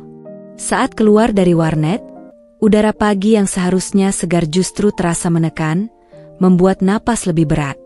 Di seberang jalan, seorang pria duduk di atas motor matic. Helm full face menutup seluruh wajahnya, visor hitamnya memantulkan cahaya matahari. Dia tidak bergerak, tapi tubuhnya sedikit condong ke arahku. Aku tahu dia melihat. Aku berjalan santai, mencoba tidak memberi tanda panik. Tapi saat aku menyeberang, motor itu perlahan bergerak, menjaga jarak yang sama dariku. Mataku mencari rute alternatif. Begitu melihat gang sempit di kiri jalan, aku berpura-pura melihat etalase toko yang tutup, lalu berbelok cepat ke gang itu. Motor itu tak bisa masuk. Aku terus berjalan, melewati kios-kios yang belum buka, bau roti basi dan minyak goreng sisa semalam menempel di udara. Lorong kecil itu berakhir di belakang pasar, dan dari sana aku bisa masuk ke jalur pintas menuju pintu belakang toko buku. Napasku mulai tenang ketika aku melihat pintu itu. Tapi rasa tenang itu hilang saat aku mendapati Pak Arman sudah di dalam, berdiri di dekat meja kasir seperti sedang menunggu. "Alia, kamu dari mana? Kok lewat belakang?" Suaranya datar, tapi matanya bergerak cepat, memindai wajahku seperti mencari sesuatu yang tak kukatakan. "Cuma, mau cepat aja," jawabku sambil memaksa senyum. Hari itu aku mencoba bekerja seperti biasa, tapi setiap suara bel pintu membuatku refleks menoleh. Rasanya seperti semua orang yang masuk punya alasan selain membeli buku. Sekitar tengah hari, Pak Arman memanggilku ke gudang. Tangannya merogoh laci meja yang kosong, lalu bertanya dengan nada santai, "Kemarin, laci ini kamu buka nggak?" Pertanyaannya membuat tubuhku tegang. Aku menunduk, pura-pura memeriksa buku di tangan. "Nggak, kenapa memangnya?" jawabku dengan suara selembut mungkin. Ia hanya mengangguk kecil, tapi tatapan matanya menyeratkan sesuatu yang tak dia ucapkan. Aku keluar dari gudang dengan langkah hati-hati, mencoba membaca ulang kejadian itu di kepalaku. Mungkinkah Pak Arman tahu soal amplop? Atau dia hanya menguji? Menjelang sore, ponselku bergetar. Nomor tak dikenal itu lagi. Pesannya singkat, "Dia tahu. Kau sudah melihatnya. Malam ini, jangan pulang sendirian." Pesan itu membuat darahku terasa dingin. Aku menatap layar cukup lama, mencoba menebak siapa yang dimaksud dia. Kalau itu Bu Ratna atau Reza, berarti mereka tahu aku memiliki bukti. Kalau itu orang di motor tadi, berarti ancaman ini datang dari arah lain, dan kedua sisi itu kini tahu keberadaan masing-masing. Itu yang paling membuatku ngeri, mereka bukan sekadar mengincarku. Mereka juga mengamati satu sama lain. Dan aku adalah satu-satunya titik yang menghubungkan mereka. Seperti dua kawanan binatang buas yang berbeda spesies, tapi sama-sama lapar, mengitari mangsa yang sama. Aku pulang dengan langkah cepat, tapi bukan untuk bersembunyi. Di meja kos, aku menyalakan laptop dan membuka dokumen kosong. Aku mulai mengetik, bukan cerita, tapi daftar. Nama-nama, tanggal, lokasi, bahkan cuplikan percakapan yang masih kuingat. Aku menyimpan salinannya di cloud yang hanya bisa diakses dengan sandi tertentu. Kalau mereka ingin perang, aku akan memastikan semua bukti ini akan keluar kalau aku hilang. Karena mungkin suatu saat nanti, yang tersisa hanyalah jejak yang kutinggalkan. Dan aku ingin jejak itu cukup keras untuk menghantam balik mereka semua. Malam itu, hujan turun tipis, seperti benang-benang air yang melayang di udara sebelum menimpa tanah. Butirannya memantulkan cahaya lampu jalan yang redup, membuat jalanan terlihat seperti permukaan kaca yang bergetar setiap kali dilewati kendaraan. Udara malam membawa aroma tanah basah bercampur asap knalpot yang tersisa dari lalu lintas siang tadi. Jaket tipis yang kupakai terasa tidak cukup menahan dingin yang menyusup, tapi aku membiarkan rasa itu ada. Dingin justru membuat pikiranku tetap waspada. Aku sudah memutuskan, malam ini bukan aku yang diburu, tapi aku yang akan memburu. Bukan lagi menunggu ancaman mengetuk pintu kos, atau sekadar bersembunyi di balik tirai jendela. Sejak sore tadi, aku mengamati pergerakan pria bermotor itu. 2 kali dia muncul di jalur pandangku. Sekali di depan toko buku, sekali lagi di dekat gang kos. Polanya jelas, dia menjaga jarak, tapi tetap memastikan aku selalu berada di garis pandangnya. Itu bukan kebetulan. Dia terlalu konsisten untuk disebut kebetulan. Aku mempersiapkan diriku dengan hati-hati. Ponsel kupindahkan ke mode senyap, powerbank kucelipkan di saku dalam tas, bersama catatan kecil dan pena. Topi hitam berpinggiran lebar menutupi sebagian wajahku, Sementara masker tipis memberi alasan jika aku tak ingin menampakkan seluruh ekspresi. Warung kopi kecil di seberang kos menjadi pos pengintaian. Lampu neonnya berkedip, menebarkan cahaya pucat yang memantul di meja-meja plastik berwarna kusam. Dari kursi dekat jendela, aku mengamati jalan. Setiap motor yang melintas kuperhatikan, warna bodi, plat nomor, hingga postur pengendaranya. Jarum jam mendekati pukul 9 ketika dia muncul. Motor matic abu-abu, helm full face hitam pekat, tubuh sedikit condong ke depan seperti menyesuaikan fokus pandangan. Dia melambat di ujung gang, mesinnya tetap menyala, lalu berhenti. Hujan tipis membuat visor helmnya memantulkan cahaya lampu jalan, seperti mata binatang yang berkilat di kegelapan. Aku meneguk kopi terakhirku, membayar dengan tangan yang berusaha tetap stabil. Saat dia mulai bergerak, aku ikut keluar, menjaga jarak sekitar 30 meter. Langkahku menyesuaikan ritme hujan, tidak tergesa, tapi cukup cepat untuk tak kehilangan jejak. Dia melaju melewati jalan utama, lalu membelok ke area yang jarang kulalui. Lampu jalan semakin jarang, rumah-rumah terlihat tua dengan cat mengelupas, beberapa pagar digembok rapat. Aku mengingat setiap belokan, menandai warung tertutup, tiang listrik yang miring, dan papan nama jalan yang nyaris pudar. Sesekali, dia menoleh sedikit. Setiap gerakan kecilnya membuatku menunduk pura-pura memeriksa ponsel, atau menyibukkan diri merapikan tali tas. Suara hujan di atas aspal menjadi selimut suara yang menutupi detak jantungku yang mulai cepat. Motor itu berhenti di depan rumah bercat abu-abu kusam. Pagar besinya setengah terbuka, lampu teras remang seperti bohlam tua yang sudah kehilangan setengah dayanya. Dari balik tirai tipis, bayangan seseorang tampak duduk di dalam. Lelaki itu turun dari motor, menanggalkan helm, dan wajahnya akhirnya terlihat jelas. Bukan orang asing. Aku mengenalnya dari potongan kenangan di rumah Reza, malam saat beberapa tamu datang untuk urusan bisnis. Dia salah satunya, berbicara serius dengan Bu Ratna, bahkan tertawa pendek, tawa yang sama seperti di rekaman video di flash disk. Dia mengeluarkan ponsel, menekan nomor, lalu berbicara singkat. Kalimat pertamanya membuat udara di sekitarku terasa lebih dingin. Dia udah mulai gerak. Malam ini atau besok, harus beres. Aku menelan ludah, mematung di balik tiang listrik berkarat. Hujan tipis mengaburkan sebagian suara, tapi kata-kata itu terlalu jelas untuk diabaikan. Lelaki itu masuk rumah, menutup pintu perlahan, seolah tak ingin menarik perhatian. Dorongan untuk mendekat lebih besar daripada rasa takut. Aku bergerak menyusuri sisi rumah tetangga, di mana ada celah sempit antara pagar dan tembok. Bau lumut dan tanah lembab memenuhi hidungku saat aku menunduk, menyelinap lebih dekat. Dari celah kecil di jendela ruang tamu, aku melihat lelaki itu berbicara dengan seseorang yang duduk membelakangiku. Tubuh orang itu kurus, rambutnya diikat tinggi. Begitu dia bicara, bulu kuduku berdiri.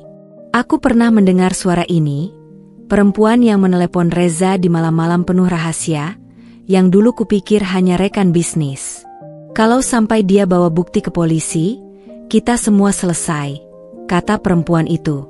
Aku udah bilang, tenang aja, ada yang jagain dia, jawab lelaki itu sambil menyulut rokok. Aku mencoba memiringkan kepala, mencari celah untuk mendengar lebih banyak. Tapi suara kecil di belakangku menghancurkan fokus, bunyi ranting patah. Kepalaku refleks menoleh. Di ujung gang kecil di belakang rumah, ada sosok berdiri. Tinggi, bahu lebar, bayangannya gelap melawan cahaya lampu jalan yang samar. Posisi tubuhnya menghadap langsung ke arahku. Aku tak bisa memastikan apakah dia melihatku, tapi langkahnya mulai mendekat. Pelan, tapi pasti. Napasku mulai terasa berat. Pilihan di kepalaku hanya dua, berlari dan menegaskan bahwa aku memang mengintai, atau mundur perlahan dan berpura-pura tak tahu apa-apa. Aku memilih yang kedua. Mundur perlahan, Kaki menapak tanpa suara, lalu menyelinap ke jalan utama. Begitu sampai di ujung, aku membuka payung, berpura-pura sebagai pejalan kaki yang terlambat pulang. Di belakangku, suara pagar berderit, pintu terbuka. Langkah kaki cepat terdengar di aspal basah, bercampur dengan suara hujan yang mulai deras. Mereka tahu ada orang yang mengintip. Dan jika aku tak segera menghilang di keramaian, mereka akan tahu siapa. Aku mempercepat langkah tanpa menoleh, melewati toko kelontong yang masih buka, warung sate yang mengeluarkan aroma daging bakar, dan akhirnya masuk ke jalan besar yang lebih ramai. Baru di sana aku membiarkan napasku pecah. Dadaku naik turun seperti baru berlari jauh. Malam ini aku tidak mendapatkan semua jawaban, tapi aku mendapat potongan besar teka-teki itu. Mereka tahu aku bergerak. Mereka tahu aku punya sesuatu. Dan ancaman yang tadinya terasa seperti bayangan samar, kini memiliki bentuk yang jelas. Yang lebih mengerikan, mereka sedang memutuskan kapan waktunya mencabut nyawaku. Dan aku punya firasat waktu itu sudah sangat dekat. Hujan malam itu meninggalkan aroma tanah basah yang menggantung di udara hingga pagi. Aku tidak tidur nyenyak. Setiap suara kecil dari luar kos membuatku terbangun. Motor lewat, ranting jatuh, bahkan langkah kaki kucing di atap terdengar seperti ancaman. Tapi di sela-sela rasa takut, pikiranku terus memutar satu ide. Kalau mereka sedang memutuskan kapan waktunya menyingkirkanku, maka aku harus membuat mereka percaya bahwa waktunya sudah terlambat. Pagi buta, aku menyiapkan sarapan seadanya, lalu menyalakan laptop. Flash disk yang berisi rekaman dan foto-foto kubuka, kali ini dengan tatapan berbeda. Malam sebelumnya, benda ini adalah tameng. Hari ini, ia akan jadi umpan.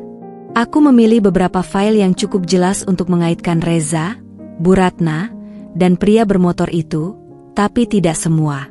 Sisanya kusimpan di cloud dengan proteksi ganda. Kalau aku hilang, file itu otomatis terkirim ke beberapa alamat email yang sudah kupersiapkan. Rencanaku sederhana tapi berisiko. Memberi mereka sedikit kebenaran untuk memancing mereka keluar, lalu memaksa salah satu dari mereka melakukan kesalahan di tempat yang bisa kupergoki. Aku memilih target pertama, pria bermotor. Dia bukan aktor utama, tapi cukup dekat ke lingkar inti. Jika dia panik, dia akan memanggil atasannya. Dan disitulah aku akan menunggu. Menjelang siang, aku pergi ke warnet kecil di pinggir kota. Dari sana, aku membuat akun email anonim dan mengirim pesan singkat ke nomor tak dikenal yang kudapat dari catatan lama di ponsel Reza. Nomor itu dulu sering muncul saat panggilan masuk tengah malam. Aku yakin milik pria bermotor itu. Isi pesanku hanya, aku tahu lebih banyak dari yang kau kira. Lihat lampiran ini. Besok, aku mau bicara. Sendirian. Kalau tidak, file lainnya akan menyebar. Aku melampirkan satu foto.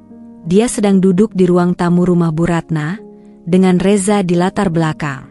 Cukup untuk membuatnya gelisah, tapi tidak cukup untuk membuktikan segalanya di pengadilan. Setelah mengirim pesan, aku keluar dari warnet dan langsung naik angkot, berpindah 2 kali untuk memutus jejak. Matahari sore terhalang awan, membuat kota terlihat pucat dan tak berwarna. Aku berjalan memutari beberapa blok sebelum kembali ke kos, memastikan tidak ada yang mengikutiku. Malam itu, jawabannya datang. Bukan lewat pesan, tapi lewat tanda yang lebih menegangkan, motor yang sama berhenti di ujung gang, mesinnya mati, lampunya padam. Dia tidak bergerak lama, hanya duduk di sana, mungkin mengawasi, mungkin menunggu. Lalu, seperti hantu, dia menghilang ke tikungan. Jantungku berdegup kencang, tapi aku tahu itu artinya dia menerima umpanku. Mereka sedang menimbang langkah.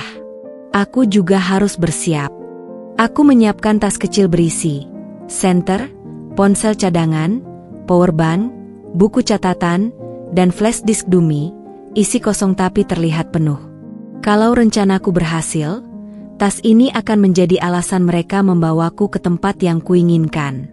Aku juga mengatur ponsel utamaku untuk merekam otomatis begitu tombol tertentu ditekan 3 kali. Tengah malam, saat semua orang di kos tertidur, aku duduk di tepi ranjang, memandangi jendela yang berkabut karena dingin. Hujan mulai turun lagi, kali ini deras. Bukan hanya suara air di atap, tapi juga denting logam kecil, seperti benda yang jatuh di pagar depan kos. Aku menahan napas. Pelan, aku melangkah ke jendela, menyingkap tirai sedikit. Di bawah, di antara genangan air yang memantulkan cahaya lampu jalan, ada bayangan bergerak cepat, terlalu cepat untuk warga biasa. Seseorang baru saja menaruh sesuatu di pagar, lalu menghilang. Aku turun perlahan, membuka pintu kos, dan menemukan amplop plastik bening terikat dengan karet di pagar. Di dalamnya, ada selembar kertas dengan tulisan tangan. Besok, jam 9 malam. Gudang kosong di Jalan Rawa 17. Sendirian. Bawa semua yang kau punya. Jangan coba-coba bawa orang lain. Tulisannya miring dan rapi, tapi aku mengenali gaya hurufnya. Huruf R yang khas, sedikit mirip kait. Itu tulisan tangan Bu Ratna. Tenggorokanku kering. Ini berarti mereka tidak hanya menerima umpanku, tapi juga mengatur tempat pertemuan. Gudang kosong. Jalan Rawa. Nama itu tidak asing. Tempat itu dulu disebut-sebut Reza sebagai lokasi penyimpanan barang-barang penting yang tidak boleh disentuh orang luar. Kupandangi tulisan itu lama. Mereka menginginkan aku sendirian. Mereka pikir mereka mengatur permainan. Tapi aku tahu, mulai besok malam, permainan itu akan berubah arah. Yang belum kutahu hanya satu. Apakah aku akan pulang dengan napas utuh, atau hanya jadi nama di berita pagi? Hujan sore itu turun tanpa henti, seperti tirai air yang menutup seluruh kota. Langit kelabu gelap, nyaris tanpa gradasi, seolah matahari sudah menyerah menembus tebalnya awan. Jalanan licin dan berkilat oleh genangan, lampu-lampu jalan memantulkan bayangan kendaraan yang lewat seperti siluet-siluet asing yang bergerak cepat. Aku berdiri di depan cermin kecil di kamar kos, menatap wajah yang tidak lagi sama seperti beberapa bulan lalu. Ada garis halus ketegangan di sekitar mata, rahang yang mengeras, dan tatapan yang, meski masih mengandung rasa takut, sudah tidak sepenuhnya pasrah. Di meja, tas kecilku sudah siap. Beratnya tidak seberapa, tapi maknanya menekan dada. Senter kecil, ponsel cadangan, powerbank, buku catatan, dan flash disk dummy berisi file kosong yang kubuat menyerupai aslinya. Ponsel utamaku kuselipkan di saku jaket bagian dalam, sudah kuatur agar langsung merekam begitu tombol power ditekan 3 kali. Semua ini bukan hanya persiapan, tapi juga pengakuan diam-diam bahwa aku sadar, mungkin aku tidak akan kembali dengan utuh malam ini. Jarum jam menunjuk pukul 20.15 saat aku keluar. Aku sengaja berangkat lebih awal, 15 menit sebelum waktu yang mereka tentukan. Tidak untuk datang duluan, melainkan untuk mengintai dari jauh, memeriksa medan sebelum terjebak di tengahnya. Perjalanan menuju Jalan Rawa 17 terasa seperti menyusuri perut kota yang basah dan kosong. Angkot terakhir kuturunkan jauh dari lokasi, sisanya kulalui dengan berjalan kaki. Bau tanah bercampur lumpur menyeruak setiap kali kakiku menginjak jalan berbatu licin. Di kiri kanan, bangunan-bangunan tua berdiri. Membisu, jendela-jendela gelapnya seperti mata yang diam-diam mengamati. Akhirnya, dari kejauhan, aku melihatnya, gudang tua bercat kusam dengan dinding sebagian ditumbuhi lumut. Pintu besinya besar, berkarat, dan di atasnya tergantung satu lampu lampu cat yang berayun pelan ditiup angin. Cahayanya redup, sesekali berkelip, membuat bayangan di sekitarnya bergerak seperti ada yang mengintip dari kegelapan. Dari tempatku berdiri, aku bisa mendengar suara talang air yang bocor, meneteskan air ke tanah dengan ritme lambat tapi menusuk telinga. Aku menahan langkah, memilih berlindung di balik pohon beringin di seberang jalan. Akarnya besar dan melingkar, memberikan celah yang cukup untuk mengamati tanpa terlihat. Tidak ada kendaraan di depan pintu, tapi itu justru membuatku lebih waspada. Mereka bisa saja memarkir di belakang bangunan, menunggu seperti pemangsa yang bersembunyi di semak. 5 menit sebelum pukul 9, pintu besi itu berderi terbuka sedikit. Cahaya kuning dari dalam menembus hujan tipis, lalu sosok lelaki keluar. Dia menyalakan rokok, mengisapnya perlahan, lalu menghilang lagi ke dalam. Dari postur tubuh dan cara berdirinya, aku mengenalinya, pria bermotor itu. Dadaku mengencang. Kalau dia di sini, maka aku tidak salah duga. Aku menunggu sampai jarum jam di ponselku menunjuk pukul 20.58, lalu memutuskan bergerak. Menyeberangi jalan dengan langkah yang terkendali, mengatur napas agar tidak terburu-buru. Tanganku menyentuh pintu besi dingin itu, dan aku mendorongnya pelan. Aroma lembab bercampur bau besi berkarat langsung menyambutku. Lampu neon tergantung tinggi, sebagian berkelip-kelip, membuat bayangan di sudut-sudut gudang bergerak seolah ada yang bersembunyi di sana. Lantai beton basah di beberapa titik, entah karena rembesan hujan atau karena pipa bocor. Di tengah ruangan kosong itu ada satu meja kayu, diapit 2 kursi. Di kursi yang menghadap pintu, duduk Bu Ratna. Mantel hitam tebal membungkus tubuhnya, rambutnya terikat rapi, bibirnya tersenyum tipis, senyum yang lebih mirip ancaman daripada sapaan. "Kau datang juga," katanya. Suaranya bergema di dinding-dinding dingin gudang itu, terdengar seperti berasal dari lebih dari satu arah. Aku berjalan mendekat tanpa menjawab, lalu duduk di kursi yang disediakan. Di belakangnya, pria bermotor itu berdiri tegap, tangan kanan diselipkan ke dalam jaket. Aku tak perlu melihat untuk tahu ada sesuatu yang keras di balik kain itu.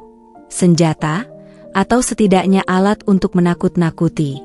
"Aku sudah lihat sedikit bukti yang kau kirim," lanjut Bu Ratna, nada suaranya datar.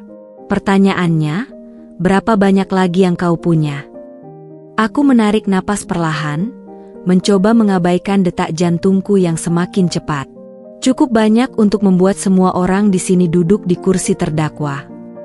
Dia tertawa kecil, tapi tawanya dingin, tanpa kilatan humor. "Kau pikir kau bisa menakut-nakuti kami?"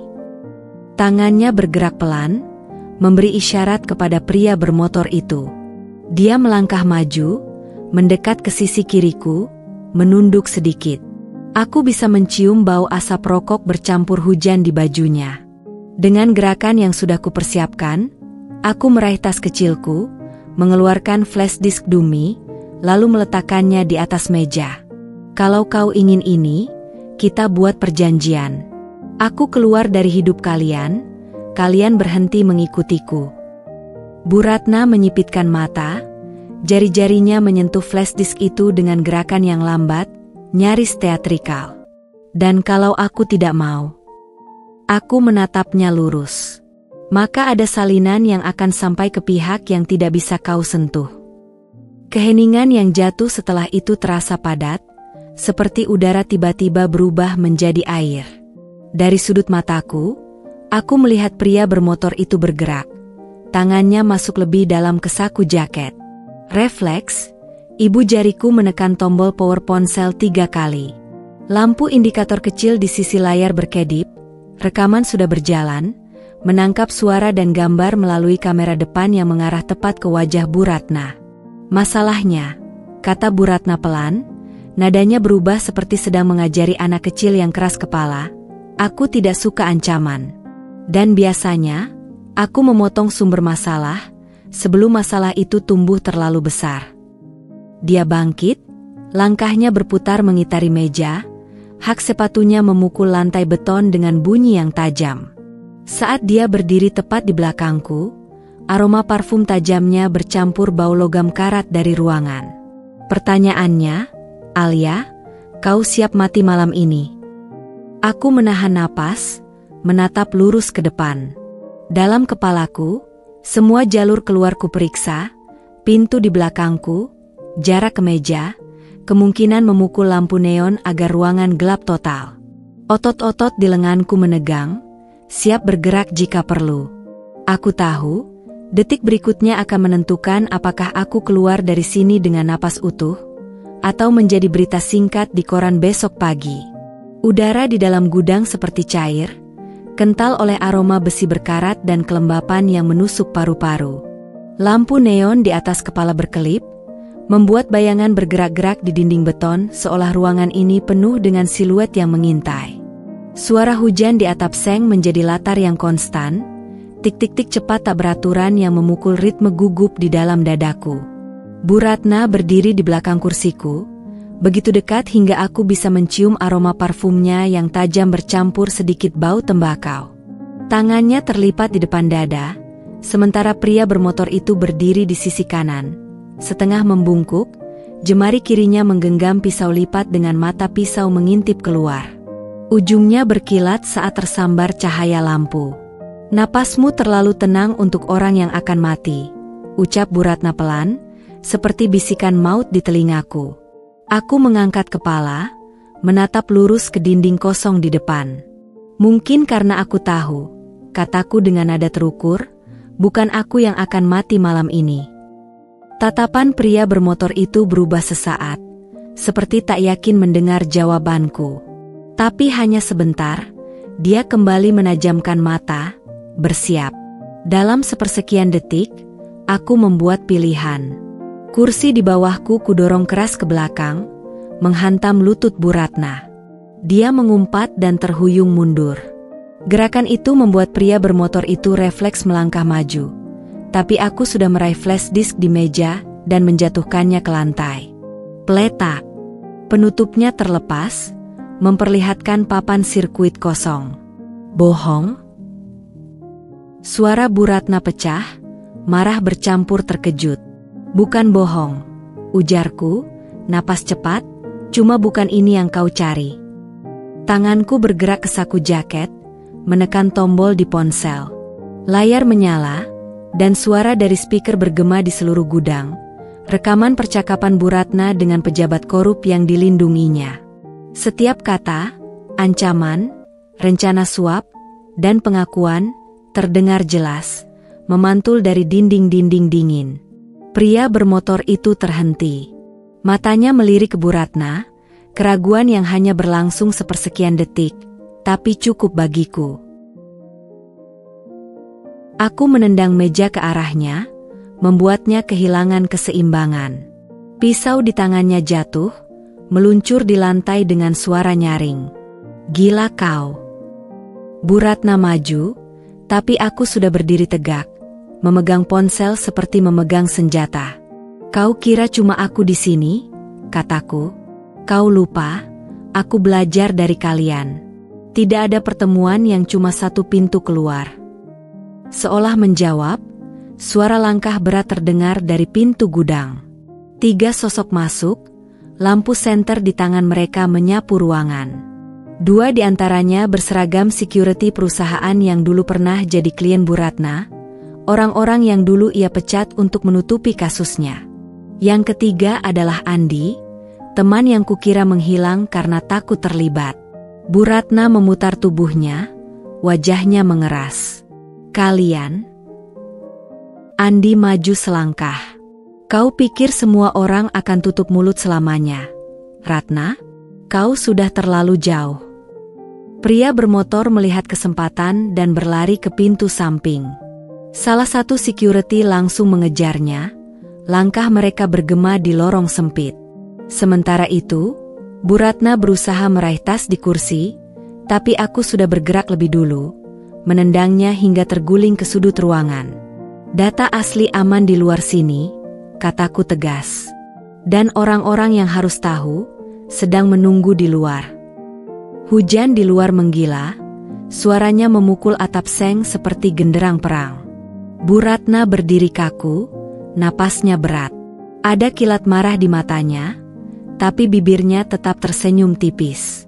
"Kau pikir ini akan berakhir karena kau bawa bukti?" katanya pelan.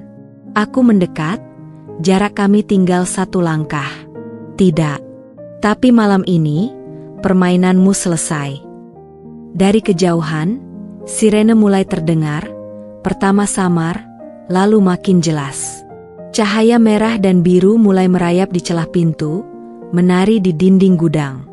Dua security yang tersisa maju, menggenggam lengan Bu Ratna. Dia tidak melawan, tapi tatapannya menembusku, meninggalkan janji yang membuat kulitku merinding. Ini belum selesai. Aku melangkah keluar gudang, hujan langsung menghantam wajahku. Udara malam yang basah bercampur aroma asap mesin mobil patroli. Wartawan lokal sudah berdiri di balik barikade polisi, kamera dan mikrofon terangkat, berusaha menangkap momen. Kilatan lampu kamera menusuk mata, memotret wajahku yang masih setengah terengah. Andi menyusul di belakang. Kau sadarkan, ini belum benar-benar berakhir. Aku menatap jalanan basah yang memantulkan cahaya lampu. Aku tahu, jawabku, suaraku datar. Tapi malam ini, kita yang menang. Petir menyambar di langit, cahayanya memotong kelam hujan. Di dalam dadaku, ketakutan belum hilang, tapi di bawahnya ada sesuatu yang lebih keras, lebih membara, keyakinan bahwa aku tidak lagi sendirian. Dan itu awal dari akhir. Hujan mulai mereda saat aku duduk di bangku panjang di depan pos polisi. Jaketku berat karena basah, rambut menempel di wajah. Di tangan, secangkir kopi kertas dari petugas jaga menguapkan aroma pahit yang menusuk hidung. Aku belum meminumnya, lidahku masih kering oleh sisa adrenalin. Di dalam, Bu Ratna sedang diinterogasi. Suara pintu yang terbuka tutup sesekali terdengar, diikuti langkah kaki tergesa para petugas. Sesekali, suara wartawan yang mencoba menerobos terdengar dari luar pagar. Di jalan seberang, mobil-mobil dengan lampu hazard menyala memantulkan cahaya kuning di genangan air. Andi duduk di sebelahku, menggenggam ponsel. Wajahnya letih tapi matanya terus bergerak, seolah takut kehilangan sesuatu. Bukti yang kau kirim, sudah sampai ke semua kontak? Tanyanya tanpa menoleh. Ya, jawabku pelan. Dan 2 media sudah menghubungi. Mereka bilang akan tayang besok pagi. Andi mengangguk, tapi tidak ada senyum di wajahnya. Kita sudah membuka pintu ini, Alia. Tapi jangan lupa, di baliknya masih banyak yang berdiri. Aku menarik napas dalam. Kata-katanya menusuk karena aku tahu ia benar. Bu Ratna hanyalah pintu depan. Di belakangnya ada ruangan-ruangan gelap yang penuh orang seperti dirinya. Pintu pos terbuka. Seorang petugas berpakaian preman keluar, memanggilku masuk. Ruang interogasi itu kecil. Meja kayu tua di tengah, lampu neon menyala terang tanpa belas kasihan. Bu Ratna duduk di sisi lain meja, tangannya diborgol. Wajahnya tetap bersih, riasannya hanya sedikit luntur meski hujan dan keributan tadi. Saudari Alia, kata petugas, kami butuh pernyataan lengkap malam ini. Tentang kejadian di gudang dan semua bukti yang Anda miliki. Aku duduk, membuka tas. Ponsel, salinan data, dan 1 hard drive kecil kutaruh di meja. Semua yang saya punya ada di sini. Termasuk rekaman yang belum saya putar tadi. Petugas mengangguk, mulai memeriksa. Tapi pandanganku jatuh ke mata Bu Ratna. Dia tersenyum. Senyum tipis yang sama seperti di gudang, hanya saja sekarang ada sesuatu yang lain di baliknya.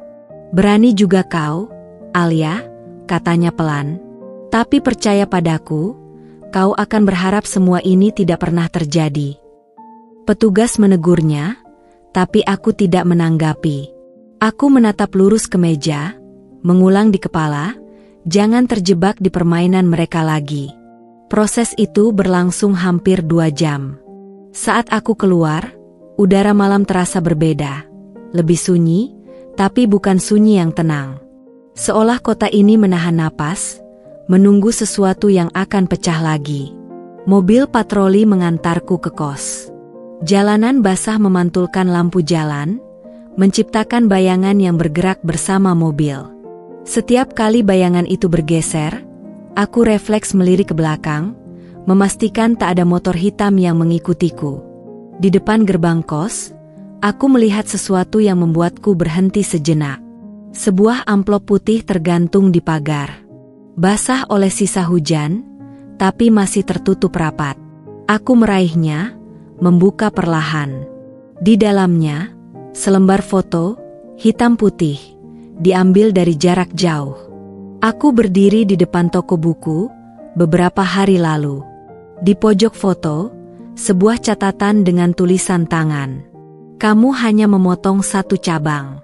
Akar tetap di sini. Jantungku berdetak kencang. Aku menoleh ke jalan, tapi hanya ada suara air yang menetes dari atap rumah sekitar. Tidak ada sosok yang terlihat. Di kamar, aku duduk di tepi ranjang, foto itu di tangan. Teleponku bergetar, pesan dari nomor tak dikenal. Lihat ke berita jam 6 pagi.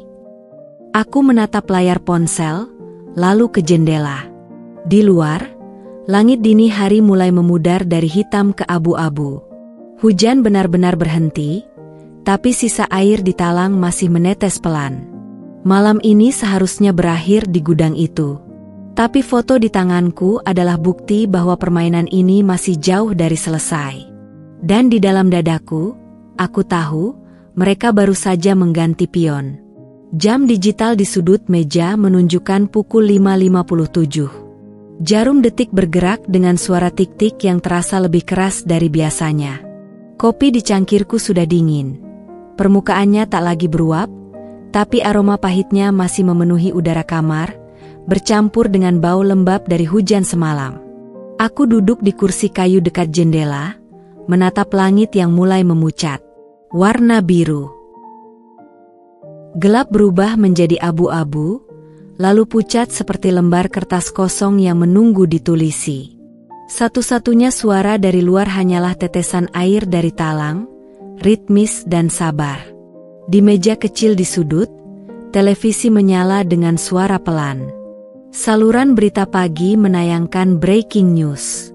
Presenter berjaket rapi membacakan laporan penangkapan Bu Ratna, lengkap dengan potongan rekaman suaranya yang bocor, rekaman yang aku sendiri ikut sumbangkan. Di layar, wajahnya tak lagi menguasai ruangan seperti di gudang malam itu. Dia duduk di kursi tahanan, rambutnya sedikit acak, tatapan kosong.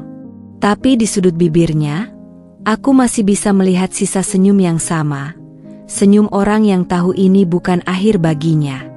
Laporan berlanjut, menyebut nama-nama lain yang diduga terkait, tapi belum ditangkap. 2 dari nama itu langsung menusukku, orang-orang yang pernah kulihat, berbicara ramah, bahkan memanggil namaku. Mereka mungkin sudah tahu aku yang memicu ini semua. Aku membuka laci meja. Foto yang kuterima semalam masih di sana, pinggirannya mulai melengkung karena lembab. Dalam foto itu, aku sedang berdiri di depan toko buku, membawa tas belanjaan, sepenuhnya tidak menyadari bahwa ada mata yang mengawasi. Ada rasa aneh di dadaku, bukan takut, tapi kesadaran yang tajam, aku tidak akan pernah benar-benar tak terlihat lagi. Teleponku berdering, memecah pikiranku. Nomor Andi. Alia, suaranya berat, seperti habis menempuh malam panjang. Media sudah heboh. Kita berhasil, tapi ini cuma lapisan pertama. Aku tahu, jawabku, menatap foto itu. Kalau mau, kau bisa pergi dulu. Luar kota, atau luar negeri. Biar aku yang... Tidak. Aku memotongnya, suara lebih tegas dari yang kuduga. Aku yang memulai. Aku juga yang akan selesai. Keheningan sebentar di seberang. Hanya terdengar desahan napas Andi. Kalau begitu, katanya akhirnya, kita akan butuh lebih banyak sekutu. Kusandarkan punggung, menatap cermin kecil di meja. Rambutku berantakan, mata sembab karena kurang tidur, tapi di balik semua itu, ada tatapan lain. Tatapan yang tak kumiliki dulu, Bukan tatapan orang yang menunggu badai berlalu, tapi seseorang yang sudah memutuskan untuk berjalan menembusnya. Pukul 6.12, berita berganti ke laporan cuaca. Hujan diprediksi reda sepanjang minggu. Aku mematikan televisi, membiarkan keheningan memenuhi kamar. Perlahan aku berjalan ke rak buku. Di balik tumpukan novel tua, beberapa bahkan masih berdebu, ada hard drive kedua. Tidak ada yang tahu tentang ini, bahkan Andi. Bukan untuk dijual, bukan untuk dilaporkan sekarang, tapi untuk saat yang tepat. Kumasukkan ke dalam tas selempang. Rasanya seperti memasukkan sebutir peluru ke saku. Suara dari luar mulai berubah. Gerobak bubur lewat, klakson motor memotong pagi, pintu rumah-rumah dibuka. Kehidupan normal seolah kembali, tapi aku tahu lebih baik. Kota ini sedang menarik napas panjang sebelum babak berikutnya dimulai. Aku mengambil secari kertas dan pulpen, lalu menulis satu kalimat. Kertas itu kutempel di cermin. Tak ada lagi pintu yang hanya satu arah. Kalimat itu akan jadi pengingat bahwa setiap langkahku sekarang akan punya pintu keluar atau pintu masuk yang kupilih sendiri. Tidak lagi ada pintu jebakan seperti yang dulu menelanku. Kuputar kunci pintu kamar. Udara pagi langsung menyentuh wajahku. Dingin, segar, tapi tidak menggigit. Aroma tanah basah masih kuat, tapi langit sudah bersih. Aku melangkah ke trotoar, menyusuri jalan sempit yang mulai ramai. Di ujung blok, aku melihat seorang pria berjaket hitam berdiri merokok.